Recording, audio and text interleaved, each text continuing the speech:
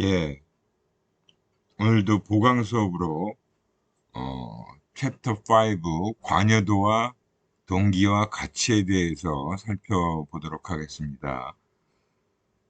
어, 소비자 관여도라고 하는 내용이 이제 첫 번째로 나오고요. 그 다음에 이제 동기와 소비자 행동, 가치와 소비자 행동에 관련된 내용이 나오게 되어 있습니다.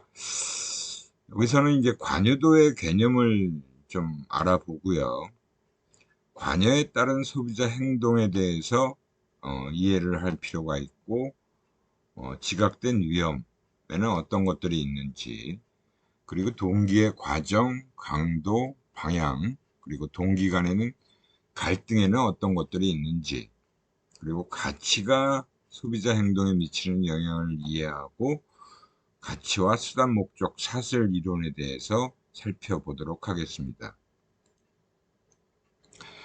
첫 번째가 이제 소비자 관여도와 관련된 내용인데요. 여기서 이제 관여도의 개념, 그리고 측정하는 부분, 그리고 관여도에 따른 소비자 행동, 그리고 지각된 위험과 관여도, 그리고 관여도의 마케팅 활용과 관련된 내용들을 살펴보도록 할게요.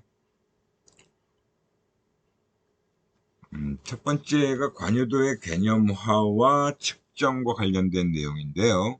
일단 관여도의 그 관여라는 거의 정의를 좀 살펴볼 필요가 있습니다. 관여라는 것은 인발브먼트라 그래서 개인 소비자의 욕구, 가치, 관심에 따라서 대상에 대해 특정 시점에 지각된 중요도와 관련성의 정도를 얘기하는 것이다 라고 정의를 내릴 수 있어요. 그러니까 이 관여도라는 것은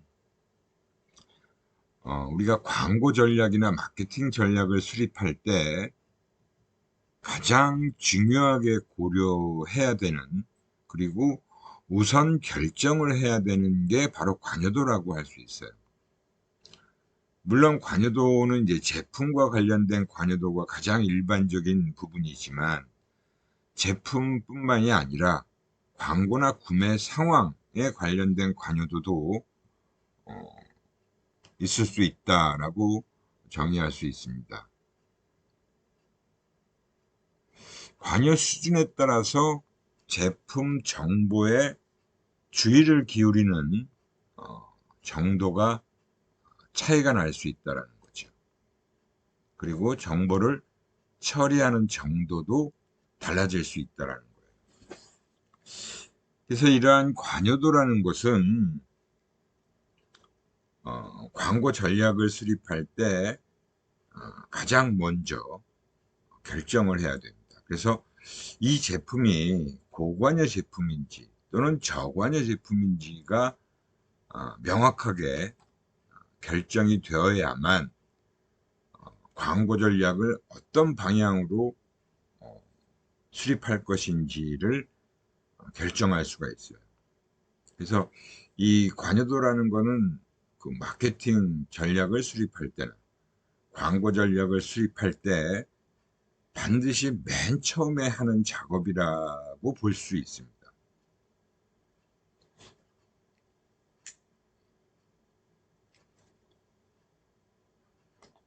제가 광고 대행사에 있을 때도 광고 이제 작업을 할 때 우선적으로 마케팅 조사를 통해서 또는 소비자 간담회, FGI 같은 것들을 통해서 그 제품에 대해서 소비자들이 어떤 관여도를 나타내고 있는지를 파악하는 게 가장 중요한 일이다라고 해서 맨 처음에 시작하는 부분이다라고 볼 수 있습니다.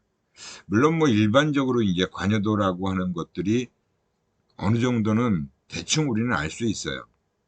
하지만 그게 이제 어떤 상황이냐, 구매 상황이 어떤 상황이냐라는 거에 따라서 달라질 수도 있기 때문에 정확하게 파악하는 것이 중요하다라고 볼 수 있습니다. 그래서 이 관여도를 이제 개념화하고 측정하는 문제에 대해서 살펴보면 우리 교재 164페이지에도 그림 5-1이 바로 관여의 개념화와 관련된 내용이에요. 그래서 이 관여의 선행 요인들이 쭉 나오고 있고, 그리고 관여의 대상이 나오고 있습니다. 그리고 관여의 결과물. 그 관여의 결과물들이 어떤 결과로 이어지느냐를 얘기하는 거겠죠. 그래서 이제 보면 선행 요인부터 살펴보도록 하면, 우선 소비자 요인이 이 관여를 결정하는 선행 요인으로 처음에 작용할 수가 있어요. 그 개개인 소비자의 욕구가 어떻고, 그 소비자에게 그 제품은 어느 정도의 중요성을 지니고 있는지, 또는 흥미를 얼마나 많이 느끼는지, 아니면 가치를 얼마나 두고 있는지, 그런 것들이 이제 소비자의 요인이다라고 볼 수 있고요.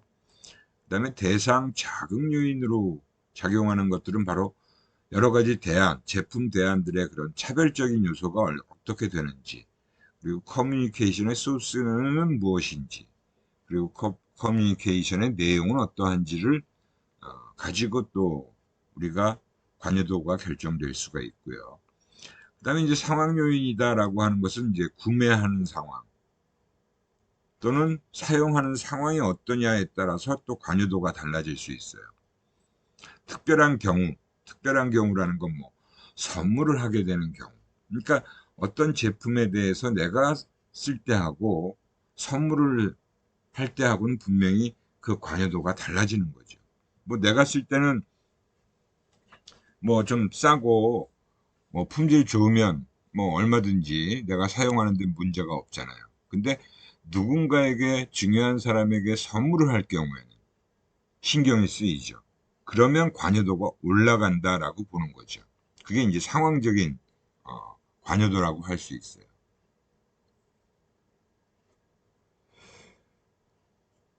그리고 이제 광고물이나 제품 브랜드, 그다음에 구매 결정, 이 관여의 대상, 광고물에 대해서 또는 제품에 대해서, 브랜드에 대해서, 구매 결정에 대해서 이렇게 어, 관여도가 갈리는 거죠. 그래서 광고물에 대해서 만약에 고관여다, 저관여다라고 한다면 뭐 광고에 대한 반박 주장을 도출하게 되고, 그거 이제 고관여인 상황에 대해서 그렇게 되겠죠. 그 다음에 이제 구매를 촉진하는 광고 효율성에 영향을 또 미칠 수가 있어요. 그만큼 그 광고물을 고관여된 상태로 내가 보느냐, 아니면 저관여된 상태에서 보느냐. 저관여된 상태에선 무관심하고 별로 그렇게 유심히 보지 않겠죠. 근데 이제 관여도가 높게 되면 그 광고물에 대해서도 굉장히 주의 깊게 광고물을 볼 테니까 분명히 차이가 있을 거예요. 뭐 제품 브랜드는 가장 이 관여도에서 가장 많이 이제 우리가 분석을 해야 되는 내용이에요. 제품 범주의 상대적 중요성. 여러분들도 아마 어떤 제품은 나한테는 굉장히 중요해라고 생각하는 제품이 있고요.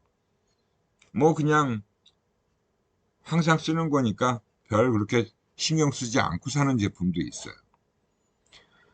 근데 항상 쓰는 제품이라 하더라도 어떤 사람한테는 그게 중요한 제품일 수가 있습니다.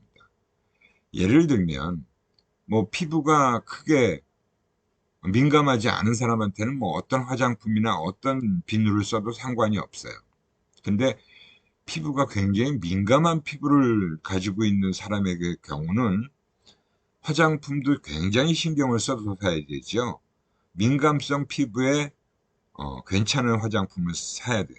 비누도 마찬가지고. 그러니까 피부에 닿는 그런 제품들은 굉장히 신경 써서 살 수밖에 없는 거잖아요. 그게 이제 고관여 제품이 되는 거죠. 그 다음에 이제 제품 속성들의 지각된 차이, 또 특정 브랜드에 대한 선호, 이런 것들이 이제 제품이나 브랜드의 관여도에 따라서 달라지게 된다라고 할 수 있고요. 그러면 이제 결정 같은 경우는 그 결정의 어떤 관여도가 높은 상황에서 결정이 이루어지느냐, 아니면 낮은 상황에서 구매 결정이 이루어지느냐에 따라서 가격의 영향도 달라지고, 그죠? 정보 탐색의 양도 달라지고, 대안을 검토하는데 보낸 시간도 달라지고요. 선택할 때 사용한 결정 법칙의 유형도 달라집니다. 그러니까 고관여 제품에서 내가 어떤 제품을 사는 구매 상황이다라고 한다면 가격도 신경 쓰고, 그 다음에 정보 탐색도 많이 하게 되고, 고관여인 경우에 대안을 검토하는데도 꽤 시간이 많이 걸릴 거고, 결정 법칙도 여러 가지가 있죠.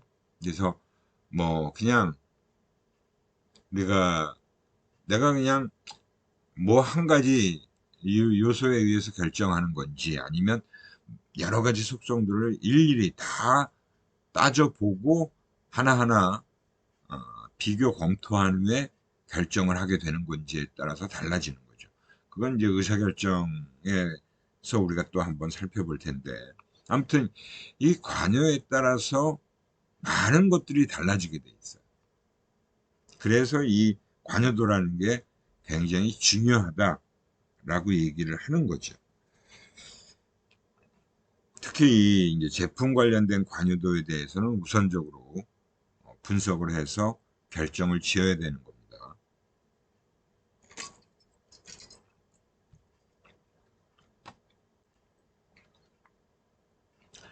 그래서 이 하나하나의 내용들을 좀 살펴보면, 선행 요인들로 작용하는 게 이제 소비자 요인이라고 그랬죠. 그리고 자극 요인, 그리고 상황 요인.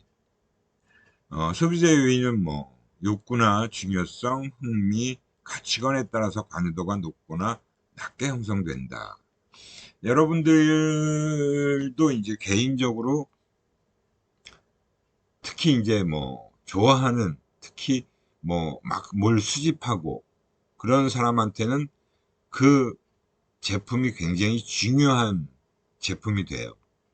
그죠? 어떤 사람은 막 운동화를 수집하는 사람도 있잖아요. 그죠? 우리가 TV에서 보면 몇몇 연예인들이 운동화를 막 벽에 한가득, 책장 대신에 그 벽에 운동화를 쫙 진열해 놓은 그런 사람한테는 뭐 운동화가 굉장히 관여도가 높은 제품이 되는 거죠.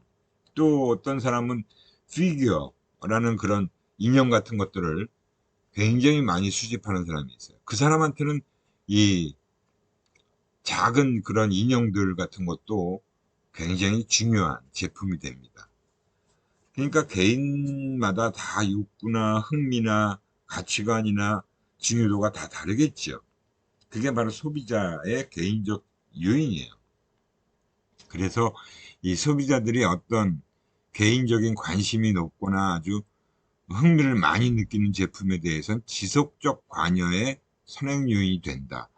그거는 한번 일시적으로 그냥 관여도가 올라가는 것이 아니고 계속되는 거죠. 항상 그 제품에 대해서는 관여도가 높아지는 거예요. 그게 바로 이 소비자 요인에 해당되는 관여의 선행 요인이다라고 볼 수 있고요.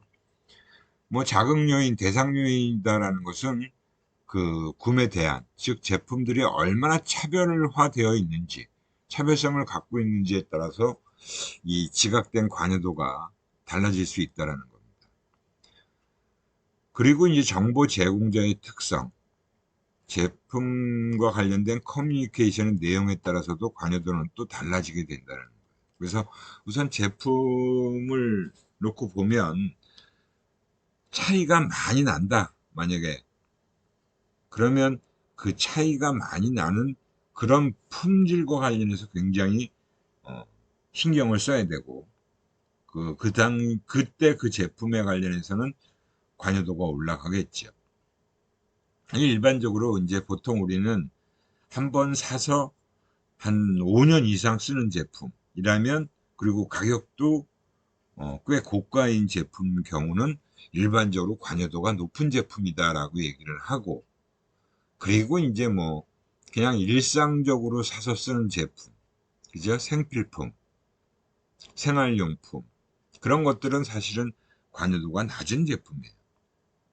그냥 늘 사서 쓰니까 습관적으로 구매해서 그런 경우는 지각된 관여도가 달라지죠. 그리고 이제 커뮤니케이션에 어, 관련된 요소들, 광고물이라고 볼 수 있죠. 그것도 역시 정보 제공자가 누구냐 또는 커뮤니케이션 내용이 어떠냐에 따라서도 관여도는 또 다르게 되겠고, 자기가 특히 높은 관여를 갖고 있는 제품의 경우는 광고도 굉장히 관심 있게 보는 경향이 나타난다라고 볼 수 있어요. 그 다음에 이제 상황 요인이라는 것은 구매가 일어나는 상황을 얘기하는 거죠. 구매 상황이 어떠냐 하는 부분을 가지고 이제 신경을 쓰는 거예요. 구매 상황이 어떠냐. 그래서 자기가 쓰는 제품이냐, 선물을 할 거냐에 따라서 달라지고, 그죠? 그리고 뭐 구매 상황에서 특히 이제 시간 압박, 굉장히 그 시간 압박이 크게 되면 막 신경 쓸 수가 없잖아요. 그냥 빨리빨리 사야 되니까. 그러면 저관이에요. 그죠? 이것저것 따져볼 시간이 없어요. 그냥 빨리 그냥 아무거나 구매해서 구매해야 되는 거죠. 이제 선물 구매 상황은 고관여 상황으로 바뀌게 되죠.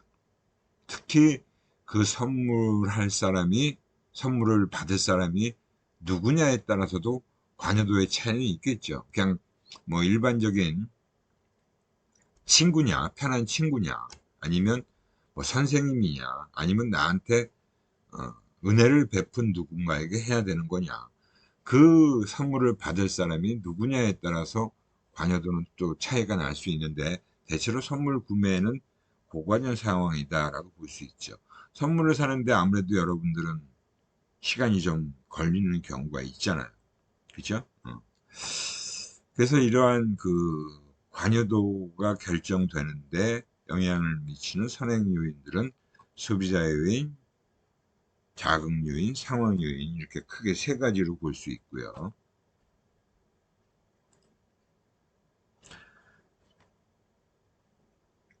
그리고 이제 그 관여도의 측정과 관련해서 보면은 유형과 측정, 이것도 우리가 또 굉장히 유심히 잘 주의 깊게 살펴봐야 될 내용이에요. 이제 상황적 관여라는 것과 지속적 관여라고 구분할 수도 있고요. 이 관여도가 이제 여러 가지 유형으로 사실은 좀 구분이 되어져요. 어, 그리고 이제 뭐 어떤 특정 시점이다라고 한다면 상황적 관여와 지속적 관여가 결합되어서 또 결정되어지는 경우도 있습니다. 그 개인 관여 척도라는 게 옆에 이제 제시가 되어 있는데요. 뭐 우리가 여러분들도 아마 생각해 보면 다 알 수 있는 내용들이죠.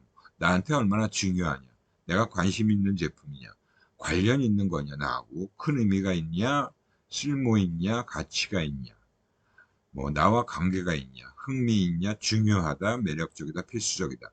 뭐 이러한 것들이 개인 관여도 척도라고 볼 수 있어요. 여기에 이제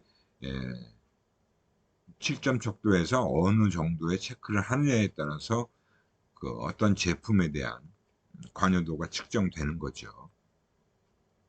상황적 관여라는 것은 특정 상황에 대해서, 특정 상황에서 대상에 대해서, 특히 제품이나 서비스에 대해서 일시적으로 높게 형성되는 관여도예요.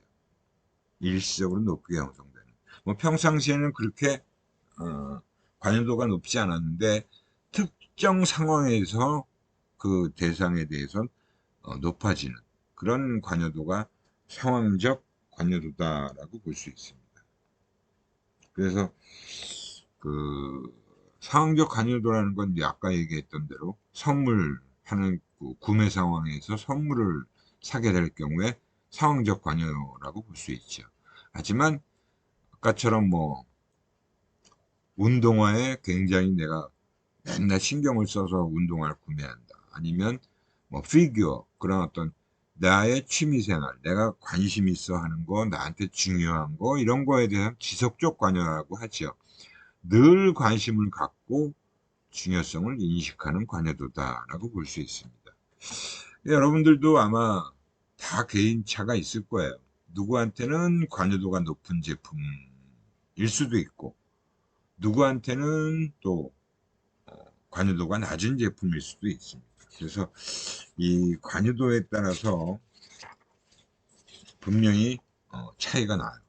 차이가 나기 때문에 그런 부분에서 좀 우리가 신경을 쓸 수밖에 없는, 마케팅 전략이나 광고 전략을 수립할 때 이 관여도가 우선적으로 결정이 돼야 된다라는 이유라고 볼 수 있습니다.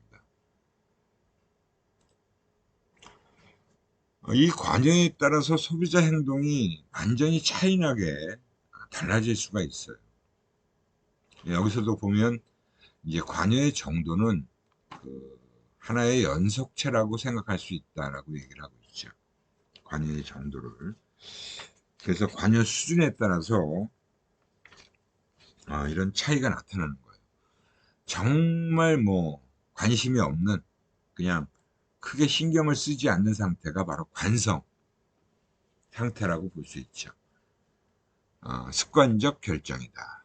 그냥 늘상 나는 그냥 뭘 살 때 이것만 사, 뭐 이거는 아무거나 사도 돼 라고 하는 거, 뭘 사도 크게 문제가 되지 않는 거, 그런 것들은 바로 뭐 라면, 껌, 상비약, 이런 것들은 크게 신경을 쓰지 않잖아요.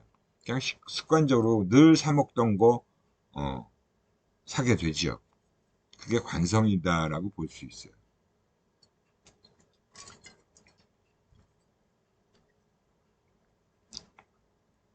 관여가 거의 이루어지지 않은 상태에서 의사결정이고, 대안을 고려할 동기 부족으로 습관에 의해서 구매가 이루어진다 라고 볼 수 있습니다.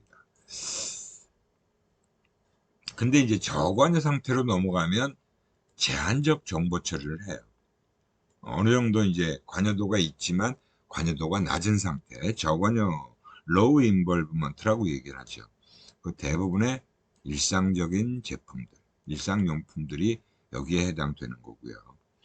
그 다음에 이제 고관여는 꼼꼼한 정보 처리와 복잡한 의사결정을 하게 되어 있습니다. 그래서 자동차 또는 컴퓨터, 그리고 신제품이 나오게 되면 굉장히 좀 따져봐야겠죠. 무조건 덜컹 신제품을 사지는 않겠죠. 그리고 이제 가장 뭐 높은 상태다라고 할 수 있는 게 열정, 가치 중심적인 의사결정이에요. 그래서 이거는 뭐 매니아, 어떤 제품에 대해서 굉장히 열정을 가지고 있는, 애플 휴대폰을 쓰는 사람들이 주로 애플만을 사잖아요. 그죠? 컴퓨터도 그렇고. 근데 애플 컴퓨터는 굉장히 비싸잖아요. 그죠? 그러니까 정말 매니아층에서만 쓴다라고 볼 수 있고요.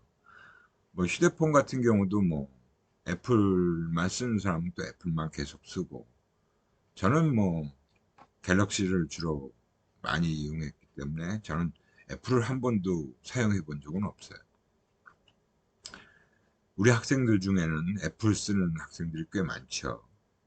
그 다음에 자동차 같은 경우는, 뭐 자동차 같은 경우는 저도 굉장히 관심이 있는 제품이고, 저한테는 굉장히 고관여 제품이다라고 볼 수 있어요. 그래서 이 자동차 같은 경우도 역시 제품 가격도 비싸고, 한번 사면 뭐 5년, 뭐 많이 타면 10년 타는 사람도 있고, 그렇기 때문에 고관여 제품인 상태고 굉장히 열정을 쏟는 제품이다라고 볼 수 있죠. 그 다음에 이제 저관여 제품의 경우는 깊게 생각하지 않고 아주 간단하게 구매 결정을 하는 경우에 값은 싸고 구매 중요도가 낮고 상표 사이에 품질 차이가 거의 없어요. 그리고 이제 잘못 구매하더라도 지각된 위험이 굉장히 낮다라고 볼 수 있습니다. 그리고 이제 구매 결정을 위한 정보 처리 과정이 간단하고 신속하다. 뭐 볼펜 한 자루 사는 거, 그죠? 뭐 면도기. 근데 면도기 같은 경우는 이 꽤 신경을 쓰는 사람도 있어요. 뭐 이렇게 싼 면도기를 사지 않고 뭐 질레트가 이제 면도기에서는 꽤 유명한 브랜드죠. 그 질레트 면도기는 꽤 비싸기도 하고, 그죠? 면도날을 계속 갈아서 쓸 수 있는 제품이기도 한데, 그래도 뭐 아주 고관여 제품은 아니라고 볼 수 있죠. 아까 말씀드린 대로 아주 피부가 민감한 사람한테는 굉장히 중요하죠, 면도도. 그렇기 때문에 고관여 상황으로 바뀔 수가 있겠지만 일반적으로는 저관여 상황이다라고 볼 수 있죠. 그 다음 나오는 게 이제 고관여, 하이 인발브먼트예요. 뭐 아까 뭐 저도 얘기했지만 자동차의 경우, 그다음에 명품, 그죠? 소비자의 관심도가 높고 구매 과정에 많은 시간과 노력을 투입하면서 정보를 적극적으로 탐색하는 경우가 바로 고관여에 따르는 행동이다라고 볼 수 있습니다. 그 고관여의 상황에 가면 많은 노력이 있을 수가 있죠. 그래서 많은 노력을 기울인다라는 것은 구매 의사 결정 시간이 그만큼 길어지게 되고 기간도 길어지게 되고 또 따져보는 것도 굉장히 정보 탐색의 양도 많아지겠죠. 그런 제품들은 주로 값이 비싸고 구매 결정이 개인에게 중요한 의미를 가지게 되고 잘못 구매할 경우 아주 위험 지각도 큰 제품들이에요. 그리고 구매 결정을 위한 정보 처리 과정이 아주 복잡하고 오래 걸립니다.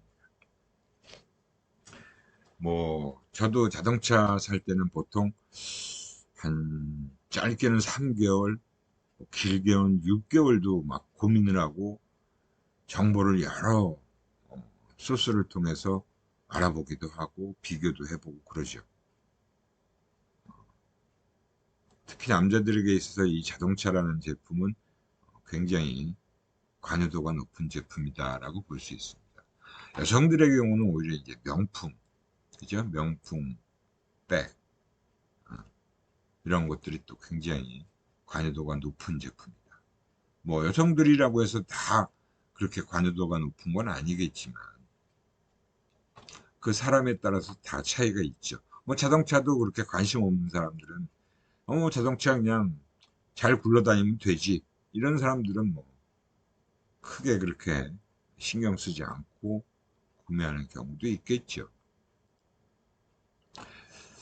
열정, 이거는 정말 어떻게 보면 개인적인 차원에서 굉장히 지난 시간에 우리가 공부했던 애착을 가지고 열정을 제품에 쏟아붓는 거죠. 그죠? 우리가 그래서 보통 매니아라는 말을 붙여요. 매니아 소비. 그죠? 그 매니아 소비를 하게 된다는 건 바로 매우 고관여 상태다. 매우 고관여.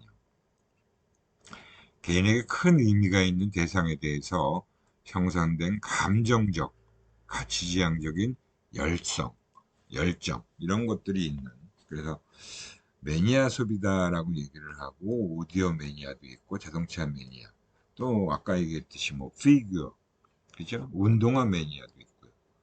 뭐, 누구에게는 또 옷이 뭐, 패션 제품들이 또 매니아라고 할 수 있는 사람도 있고, 사람마다 다 차이는 있죠.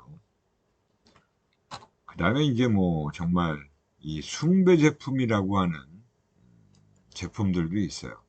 지독한 소비자의 충성과 애착. 이렇게 줄 서서 구매하는 사람들. 애플도 뭐 신제품 출시된다 그러면, 야, 이거 내가 신제품 빨리 가서 만나봐야지. 제품을 접해봐야지. 그래갖고 막 새벽부터 밤새워서, 그 매장 앞에, 그죠? 거기서 막 잠도 아예 그냥 안 자고 밤새도록 자리 지키는 사람들도 있죠. 그게 바로 이제 숭배 제품들이라고 하는 거예요. 아주 고관여된 제품이고, 완전히 열광하는 팬들, 뭐 스타들한테 원하는 제품 출시를 기다리며 밤새 많은 소비자. 뭐 저는 이런 적이 한 번도 없어서 잘 모르겠는데 혹시 여러분들 중에서는 정말 그죠? 제품 출시를 위해서 밤새 기다리는 어, 그런 경험을 하신 적이 있는지 모르겠는데 예전에 제가 우리 그 아들 녀석이 나이키 그 운동화 특히 한정판이라고 하는 운동화가 나올 때 그 미국 본토의 나이키 사이트에서 그 제품이 출시가 되나 봐요. 그래서 새벽같이 그 출시가 되면서 온라인으로 구매를 할 수 있는데 바로 접속을 해서 바로 구매 클릭을 안 하면 못 사나 봐요. 전 세계에서 막 대기하고 있다가 사는 사람이 많은 거죠. 그래서 밤새 그거를 그 시간을 기다려서 그때 접속을 해서 그 운동화를 구매하면 아침에 그렇게 즐거워하고 못 사는 날은 못 샀다라고 막 되게 막 서운해하고 막 그러더라고요. 뭐 그런 모습을 저도 어, 주변에 제 주위에서 가까운 아들 녀석이 그러는 모습을 보긴 했어요. 뭐 여러분들도 그런 경험이 있을 수도 있고 없을 수도 있겠죠. 아무튼 이런 것도 이제 열정이다라고 얘기를 합니다. 그 다음에 나오는 게 이제 지각된 위험과 관여도예요. 이 지각된 위험도 꽤 중요하게 많이 다루어집니다. 관여도하고 또 연관되기도 하고요. 지각된 위험이라는 게 perceived risk라고 얘기하는데 어떤 제품이나 서비스를 구매하면 그에 대한 비용을 치르게 되는 것이죠. 구매한다는 것은. 그럴 때 그 상황에서 만약에 제품을 구매하고 났는데 만약에 제품이 별로예요. 안 좋아요. 그러면 부정적인 결과겠죠. 그 부정적인 결과들이 발생할 가능성에 대해서 소비자가 지각하는 그런 부정적 느낌이에요. 그러니까 여러분들도 어떤 제품을 사면서 야 이거 내가 샀는데 품질이 안 좋으면 어떡하지? 라는 걱정을 해본 적이 있으면 그건 바로 지각된 위험이 느껴지는 순간이다라고 생각하시면 돼요. 근데 그런 거 신경 쓰지 않고 구매하는 경우는 지각된 위험이 낮은 거죠. 그리고 뭐 품질뿐만이 아니라 야 이거 내가 비싸게 사는데 비싸게 돈을 주고 사는 건데 나중에 좀 이상하면 어떡하지? 그러면 그것도 지각된 위험을 느끼는 거예요. 이게 바로 이제 지각된 위험이다라고 얘기하는 겁니다. 그래서 지각된 위험에는 종류가 크게 한 5가지 정도가 있어요. 우리 교재에도 보면 169, 170페이지에 그 내용이 쭉 도표하고 이렇게 내용하고 그림이 제시가 되어 있죠. 지각된 위험의 우선 첫 번째가 재정적 위험입니다. 그러니까 내가 보통 비싼 제품 구매할 때 이런 재정적인 위험을 많이 지각해요. 구매로 인해서 소비자의 재정이 위태로울 수 있는 위험. 야, 이거 내가 이번에 이걸 사게 되면 한 6개월 동안은 딴 건 아예 살 생각도 못하고 엄청 절약을 해야 돼요. 그러면 이거 나한테 지정적인 위험이 느껴지는 제품이다라고 볼 수 있죠. 그죠? 뭐 가장 큰 거야 뭐 아파트 구입할 때 그런 생각이 들잖아요. 한번 잘못 구매하면 큰일 나는 거죠. 수억 원의 돈이 지출이 되는 거니까. 그리고 이제 기능적인 위험 같은 경우는 소비자가 기대한 성능을 발휘하지 못할 경우. 아까 좀 전에 얘기했듯이 야 내가 이거 이렇게 신경 써서 사는 건데 내가 기대했던 성능이 나오지 않으면 어떡하지? 라고 걱정이 되면 기능적 위험이 느껴지는 거예요. 지각된 위험에 기능적 위험을 지각하는 경우다라고 볼 수 있죠. 그리고 이제 심리적 위험이라는 게 있죠. 이거는 이제 소비자의 자아 이미지를 신경 써야 되는. 야, 내가 이 옷 샀는데 나하고 잘 어울리지 않으면 어떡하지? 우리가 매장에서 옷을 만약에 구매하는 경우라면 그 백화점 매장이나 뭐 옷 매장에서는 그 판매원들이 무조건 다 잘 어울린다는 얘기를 주로 많이 하잖아요. 아, 이거 고객님하고 너무 잘 어울려요. 라고 해서 샀는데 사실은 내 주변 친구들의 반응은 야, 너 좀 이상하다. 뭐 이런 걸 샀어? 이런 식의 반응이 나오면. 그죠? 그러면 또 이것도 옷을 사고 어, 신경 쓰이는 거죠. 그러면 그게 이제 지각된 위험이 느껴지는 거예요. 그죠? 그러니까 우리가 보통 뭐 마네킹에 걸린 옷을 보고 그저 매장을 이제 디스플레이 된 그 마네킹의 옷을 보고 들어가서 자기가 입어보면 그 이미지가 안 나올 수 있잖아요.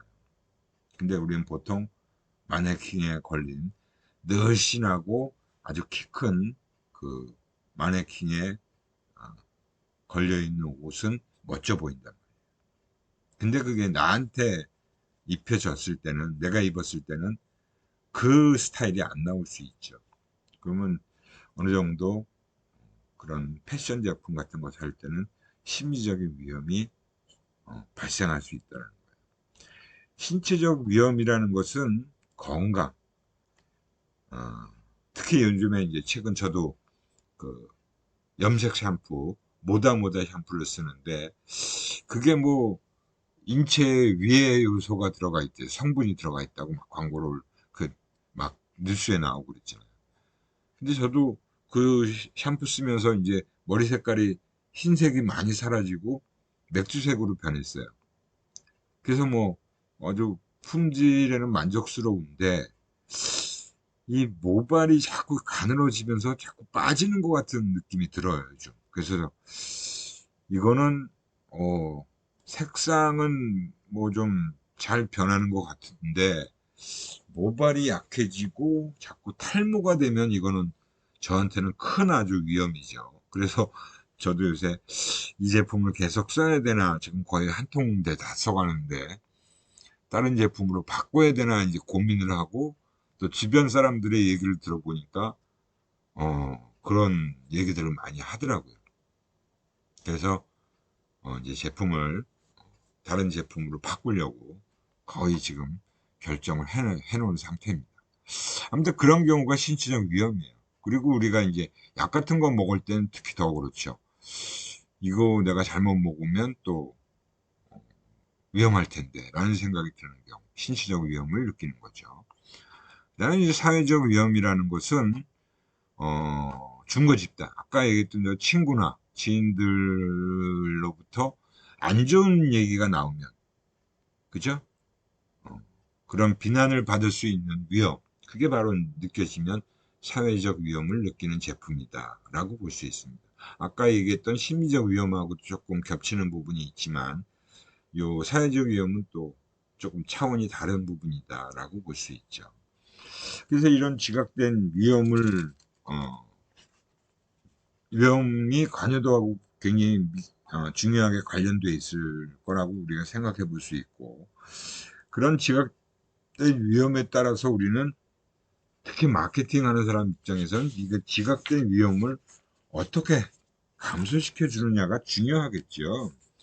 지각된 위험에 영향을 미치는 요인도 중요하지만 지각된 위험 감소 전략이 더 중요해요. 그래서 지각된 위험에 영향을 미치는 요인이라는 것은 우리가 아까 얘기했던 관여도하고 다 연관되니까 그 내용은 여러분들이 책을 읽어보시면 될 거고요. 이 지각된 위험 감소 전략을 좀 살펴봐야 되겠습니다.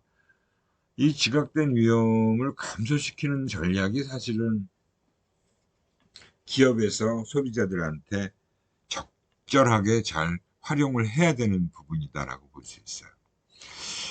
그래서 일단 그 감소시키기 위해서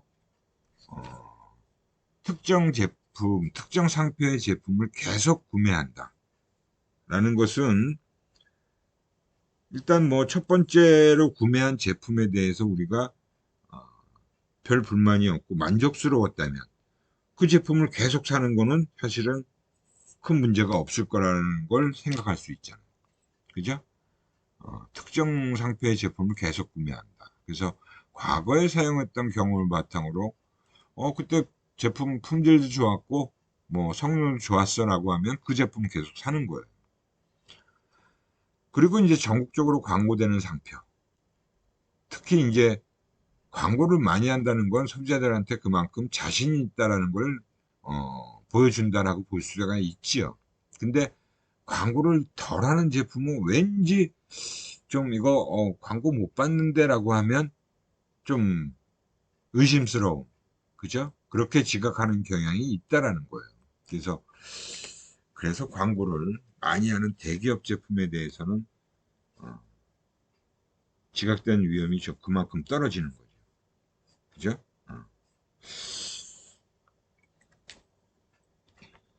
그리고 이제 아예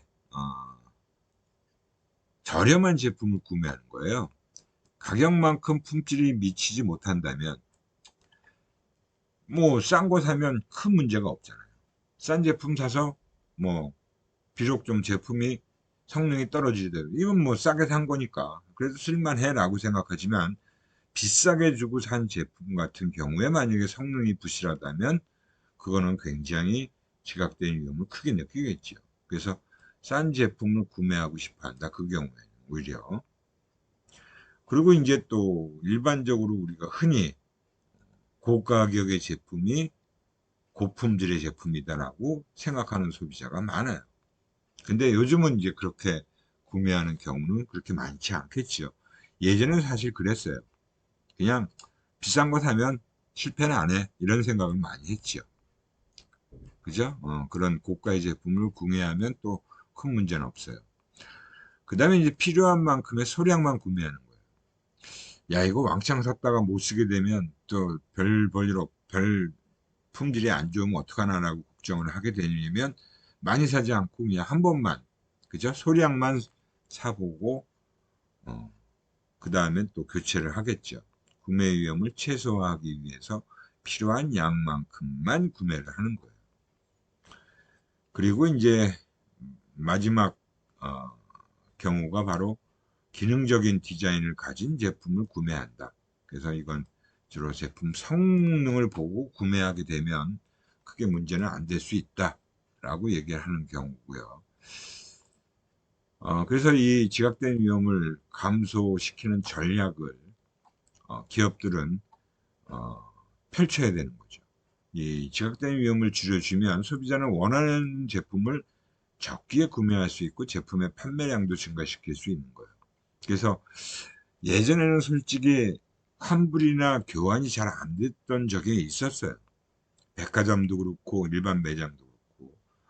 요즘은 근데 뭐 백화점도 그렇고 온라인 쇼핑도 뭐 그다음에 홈쇼핑은 특히 그렇죠. 샀다가 그냥 마음에 안 들면 반품해도 돼요. 그러면 바로 환불도 되고 이런 제품 교환도 되게 예전에 비해서 굉장히 쉬워졌죠. 뭐 그런 게 확실히 된다 그러면 그래서 홈쇼핑 제품은 일단 사고 보자라는 소비자가 있어요. 그 다음에 이제 제품 전에 우선 그게 또 역시 홈쇼핑에서 많이 사용하는 거죠. 제품 한번 한 일주일 동안 써보세요. 사용할 기회를 주는 거예요. 그러면 소비자들은 또 써보고 살 수 있으니까 바로 주문을 할 수 있는 거죠. 그리고 이제 구매 후에 추가 정보를 제공해 주는 거. 이게 이제 바로 TV에서 광고로 이런 정보들을 제공해 주면 그 제품을 산 소비자 입장에서는 그래 이런 것도 돼? 이런 측면이 있네? 라고 해서 안심을 할 수 있다라는 거죠. 그리고 이제 제품 보증 기간도 중요해요. 요즘에 자동차의 경우는 뭐 10년 보증 기간도 나옵니다. 또는 보증 기간 말고 또 키로수, 탄 키로수 갖고 10만 킬로까지는 보증해 준다. 뭐 이런 식의 보증 기간을 확대하는 거죠. 그다음에 이제 소비자가 신뢰하는 기관에서 실시한 제품 조사 정보를 제공해 주는 거예요.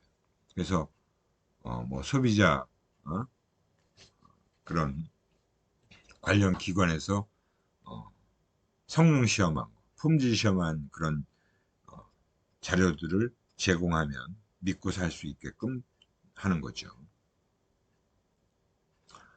그래서 이 실제로 이 관여도의 마케팅을 활용한 그런 경우가 꽤 많습니다. 사실은.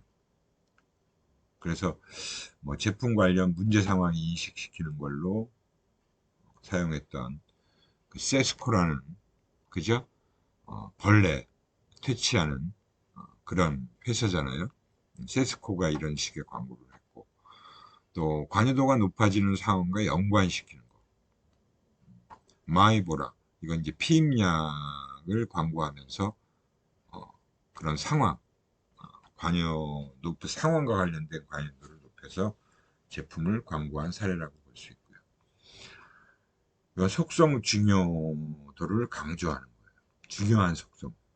우리가 두유에서도 이제 검은콩이 좋다는 얘기가 나오니까 검은콩을 강조한 거죠. 그죠? 검은콩 우유, 검은콩 두유. 또 소비자와의 지속적인 관계를 유지해서 제품과의 유대감을 확립하는. 그거는 이제 바로 멤버십을 가지고 소비자와 지속적으로 관계를 계속 유지시키는 그런 경우에 사용한 T 멤버십 광고였고요. 이거는 이제 쾌락 욕구, 소주 광고, 현저한 자극 요소를 제시해서 하는 광고, 위스키 같은 경우. 광고 모델의 전문성이나 매력성을 결합해서 광고한 경우. 그래서 이거는 이제 광고 관여도를 높인 거고, 이거는 광고 대상물의 자극을 또 통해서 관여도를 높인 광고다라고 볼 수 있습니다. 이렇게 해서 우리가 이 관여도와 관련된 내용들을 쭉 살펴봤고요. 지각된 위험까지 살펴봤습니다. 그래서 오늘은 이 정도로 하고요. 다음 시간에는 동기와 소비자 행동을 대면 강의로 살펴보도록 하겠습니다. 예, 오늘 수고들 많이 하셨고요. 다음 시간에 뵐게요.